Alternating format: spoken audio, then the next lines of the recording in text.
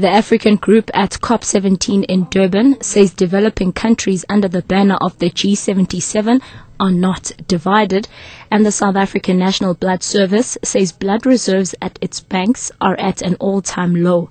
Ambosisewa Khadebe with the latest news update. The African group at the COP17 climate change negotiations in Durban says developing countries under the banner of the G77 are not divided. Outgoing chairperson of the group, Tosi Mpanu, says it's a welcome development that Brazil and South Africa, one half of the basic countries, are open to a legally binding future dispensation to reduce their greenhouse gas emissions.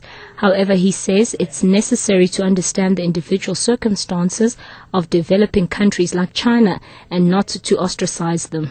China has a 5-year development plan, which is very ambitious in terms of investment in renewable energies, in terms of going into processes which are more energy efficient.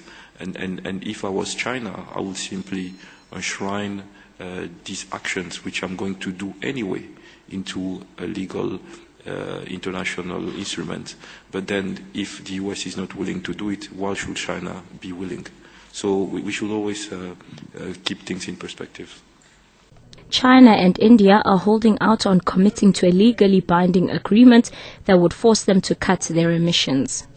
Economic Development Minister Ibrahim Patel says rolling out the installation of solar geysers throughout the country will not only reduce electricity demand, but will also create jobs and reduce carbon emissions from coal power plants.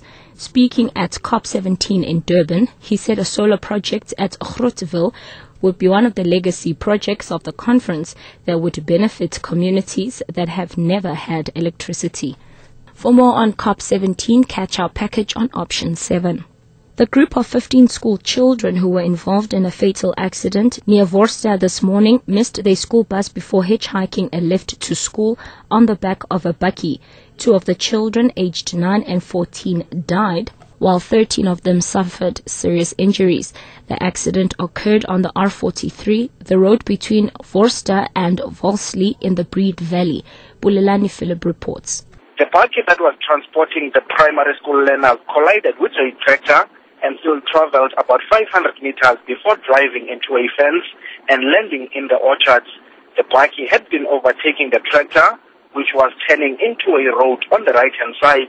The lunch boxes of the learners are still scattered at the place where there was an impact, as well as where the bakkie landed. Ulelani Philip for the SABC News in the Poland. And lastly, the South African National Blood Service says blood reserves at its banks are at an all-time low. The organization says it is left with only 2 days' blood stock. Its KwaZulu-Natal chapter reports an even worse situation with just a day's supply.